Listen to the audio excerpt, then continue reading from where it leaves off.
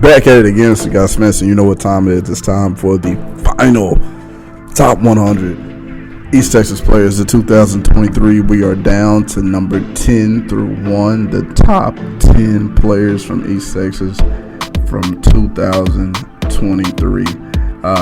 Really fun list to put together. A lot of great football players got left off of this list. The final list and all of the rankings I will drop through the blog site on Facebook and on Twitter, so you guys can get a chance to check out the blog site, the 55, the Garden, the 55 blog spot.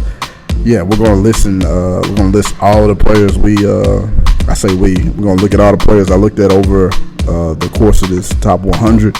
What guys ranked? So if you made first team all district and you had a highlight tape, I'm pretty sure I got you in there if I looked at your district. So look at those. We'll get a chance to see everybody, but this video was about the top 10 players of East Texas. So let's get right into it. At number 10, senior wide receiver from Nacogdoches, Jaylen Brown. And Jaylen Brown he's the best wide receiver in East Texas this year. Has the best catches. The amount of one-handed catches this guy made this year is ridiculous. He totally lit up opponents all year long. Him and Mikael Lockett had a great relationship. The quarterback was really good out of Nac this year too. But Jaylen Brown was otherworldly. The kid's headed to Michigan State. That ought to show you how great he is. How many East Texas guys end up at Michigan State? That's Big Ten anyway. But this guy, 55 catches, 908 yards, 11 touchdowns. And like I said, you can see, at 6'3", he's able to catch the ball at a higher place than most DBs. Great hand-eye coordination, can catch it. Doesn't need two hands, he can catch it with one. And then after he catches the ball, he has the speed to get down the field and do things with it. And I think he's going to be a really, really good football player, not only on this level, but on the next level. And I'm really anxious to see what he can do at Michigan State. But at number 10, Jaylen Brown. At number 9, junior linebacker from Texas High, Isaiah Dowden. And Dowden has one of the more impressive tapes that you're going to see this year. This kid can play football. 96 tackles, 38 of them solos, 15 tackles for loss, and 2 sacks. Those are the big numbers from Isaiah Dowden this year. But this dude hits you. This dude talks to you after he hits you.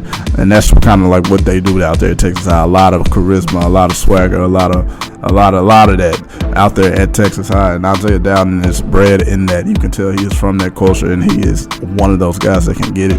Darren Finley last year was number 11 on the list. One of the best linebackers in East Texas, and Isaiah Dowden played a little bit. Highlight tapes look a little bit better than Finley's, which is crazy. Man, these guys at Texas High just replace and reload, and Dowden, being one of the best linebackers in East Texas this year, pops up here on this list at number 9. At number 8, a 3-time member of this list, a guy that's played defensive end a couple of times. Now he's playing inside linebacker for Mount Vernon, the senior, Boon Morris. 163 tackles. Out of those 163, 119 solo tackles. That's ridiculous. 13 tackles for loss and 2 sacks from the Mike linebacker, Boon Morris.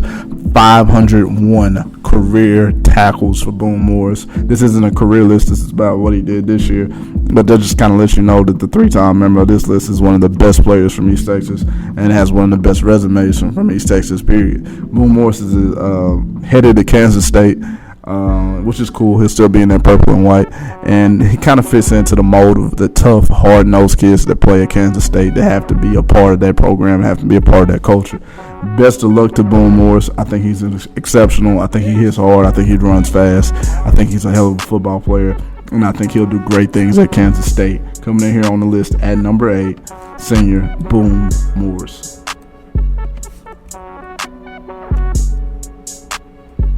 At number 7, senior offensive lineman, left tackle from Lindale, Casey Poe. The Alabama signee, Casey Poe, graded out at 94%, won 94% of his snaps this year, had 70 knockdowns, allowed 1 sack this year, and had 53 dominant blocks, whatever that is. I don't know the difference between a knockdown and a dominant block.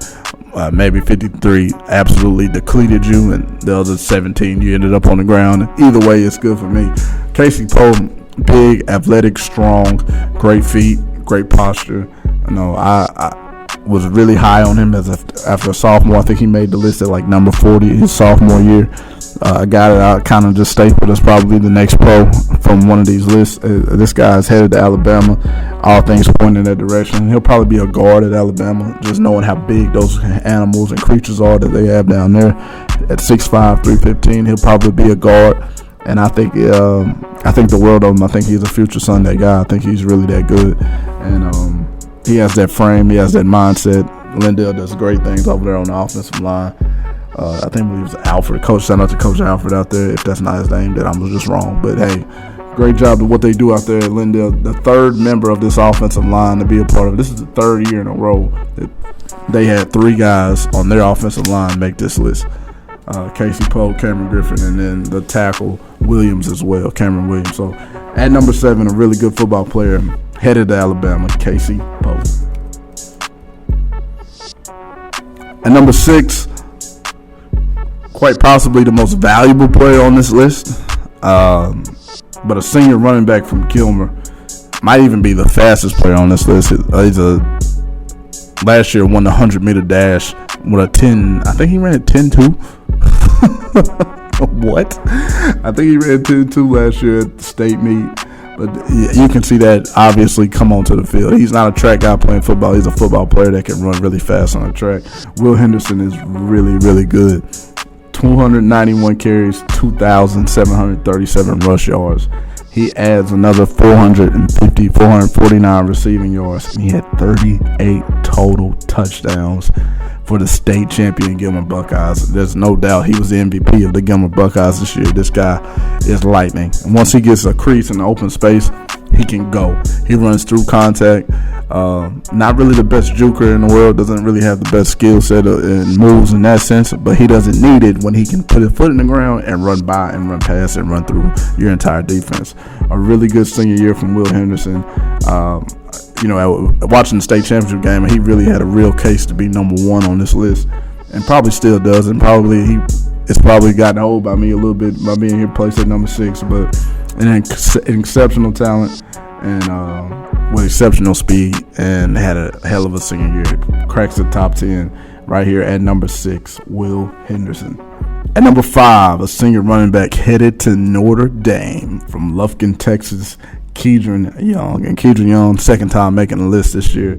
2-time member of the list. After last year, I think he was number 10 or 9. This year, he's number 5. Kedren Young is just an absolute man. About 5'11", 6 foot, 190, 195 pounds, muscles on top of muscles. Build-wise, he reminds me a little bit of Vondrell McGee from Longview from back in the day. And the way that he can run through contact, the way that he runs a little bit like Marion Barber at times, he can just put his head down and burrow right through you.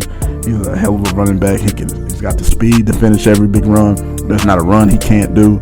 He played quarterback a little bit this year, taking a direct snap, has thrown the football down the field. But, of course, he's going to go play running back at Notre Dame, and he is just one of those guys. He had 226 carries, 1,297 yards, 15 touchdowns, and he averaged about 5.7 yards per carry.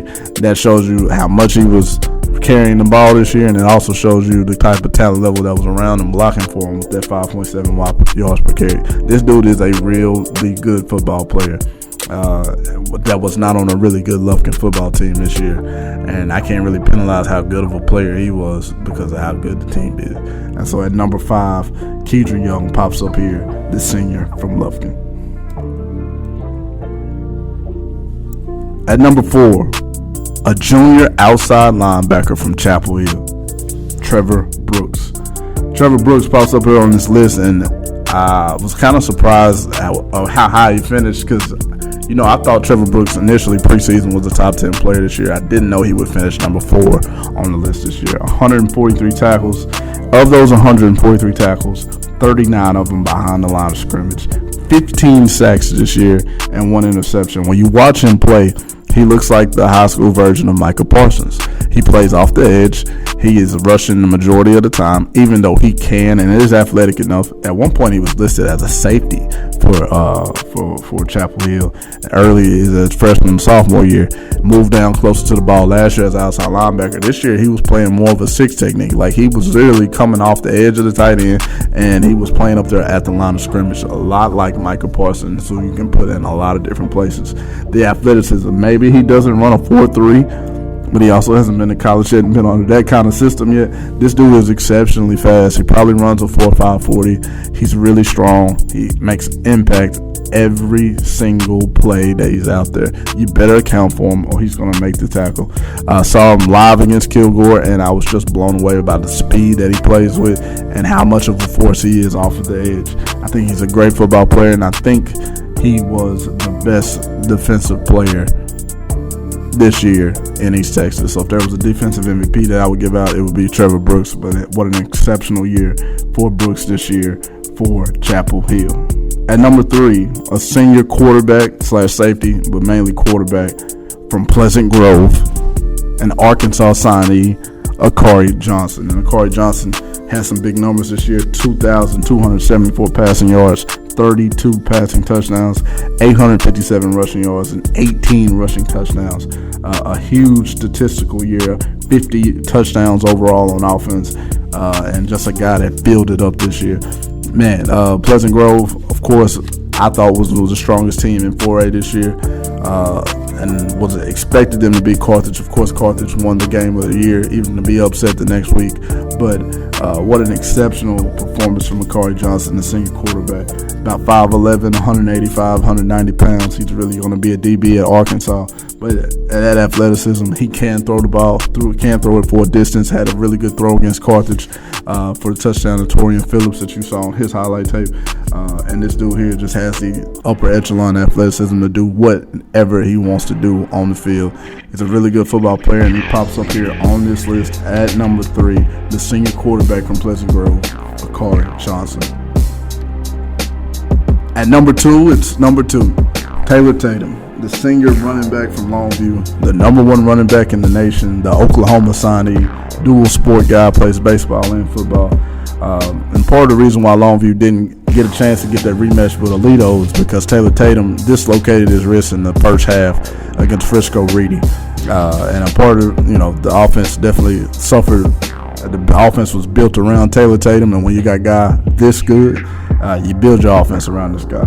And Taylor was exceptional this year in 2023. Again, in the 12 games that he played in, he rushed for 11 games, he rushed 189 times for 1,463 yards, 20 rushing touchdowns, and had 7.7 yards per carry on top of another 150 yards receiving and probably 2 or 3 more touchdowns with that. Statistically, it wasn't the year he had last year, but when you watch him play, it was Taylor. It was the same old Taylor, man. He has bursts, man. He's so good at so many things, and that's why he's the number 1 running back in the country. He can catch the ball out of the backfield. He can run routes at receiver. He can block. He can run the football inside, outside. There's not a down where you don't want Taylor Tatum to be on the field, and he can do it at a multitude of positions. He can play receiver. He could have played quarterback for us if we thought it was necessary. He played running back. Hell, he could even went over on linebacker and been an outstanding linebacker as well. He's one of the best athletes in the nation, and he was the number 1 running back in the nation this year via everybody else. So, of course, he's going to pop up here at number 2 on this list. I think, what would have made him stand out, the only chance he had at number 1 was to carry Longview probably past Alito. That would have got him number 1 in my mind, but didn't get a chance to get that happen because of his dislocated wrist. But a guy I love dearly, and a guy that's created a lot of special moments for the people here in Longview over the last 3 years. Taylor Tatum comes in here at number 2. And at number 1, the first back-to-back number 1 guy of all time on this list, even though we've only had 4 of them. I say all time, but anyway. Terry Bussey, this quarterback, the safety from Timpson. The numbers aren't quite as big as they were last year. He missed about 3 or 4 games to start the year off and made his debut against Dangerfield. But this young man threw for 2,691 yards. He ran for 1,585 yards. He had 60 total offensive touchdowns this year. He had 85 tackles on defense, 7 interceptions at safety, and he scored 4 non-offensive touchdowns, 2 picks to the crib, and 2 punt returns that went back to the house. Now, he is literally man amongst boys. But I think what solidifies him, and I'm glad I got a chance to watch him play in these All-Star games, All-American games around the country this year, one on ESPN and then the Polynesian Bowl as well. Terry Bussey is one of the best athletes in the nation, period. He just happens to go to a 2A school. Terry Bussey would be the starter at every school in East Texas at quarterback. Also would be the starter at every school in East Texas at safety. He can throw it as good as anybody, and I think that's one of the things that underwhelmed because he's 5'11", and they know he's not going to play quarterback on the next level. But he has as much arm talent as anybody in East Texas, and he runs the ball as well as anybody in East Texas. So you're basically taking Demetrius Brisbane and you're pairing him up with Jet Surratt, and that's what you got when you talk about Terry Bussey at the quarterback position. Then he's really instinctual, jumps high, catches the ball at the highest point at safety. He's just an exceptional athlete, has been, and been an exceptional athlete throughout East Texas for all 4 years he's been in high school. And there's nobody else that really fits the mold to be the number one player. When you watch what he can do on the football field, how he impacts games, he's definitely the most valuable player because of the positions that he plays. And Terry Bussey is just exceptional. And he is the number one player in the top 100 East Texas players of 2023.